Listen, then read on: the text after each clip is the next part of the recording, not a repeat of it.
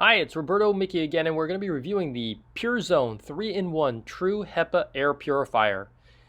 It's a filter that I've been using in my office for approximately 4 months. I got it in April, and I've been using it continuously almost for the entire part of this pandemic. And I got it because it has a 3-filter system. One is a HEPA filter, 2 is a activated charcoal, and 3 is a UVC light. Here's the inside behind the filter, and you can see the black box which has the UVC light within it.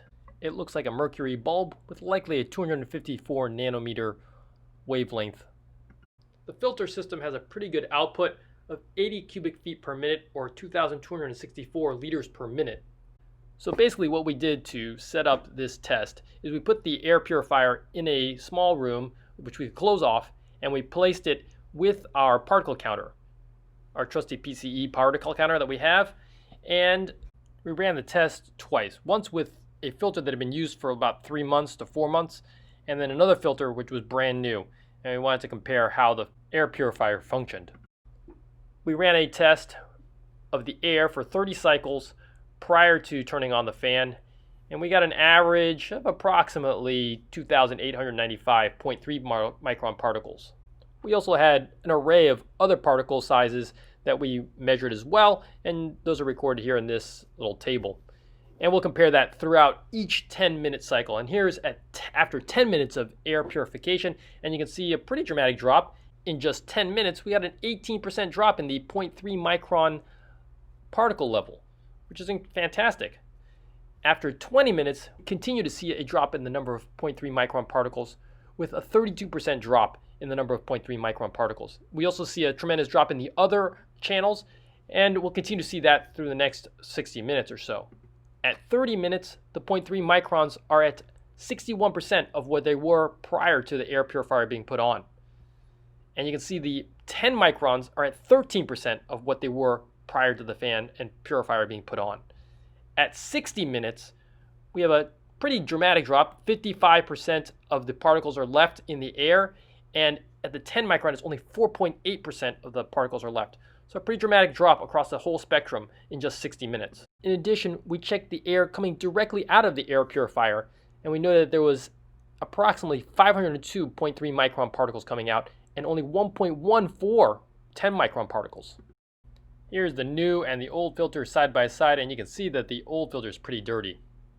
Here's an example of one of the runs we did using the new filter and checking the air or ambient air for the particle count prior to filtering.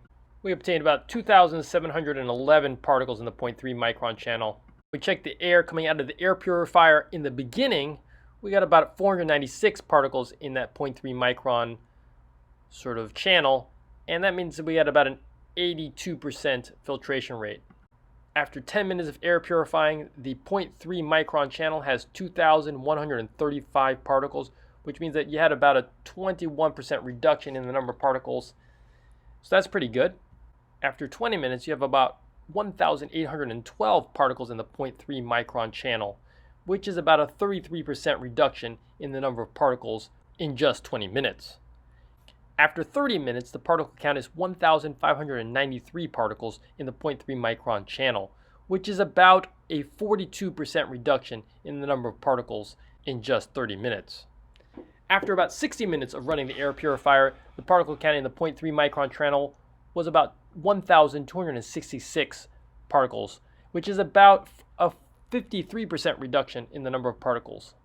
So checking the air coming out of the air purifier at the end of our little experiment, we demonstrated that there were 263 particles coming out, which is about an 80% reduction in the number of particles that are coming out of the fan compared to what's in the ambient air, but this is still well below the 99.97% that's advertised.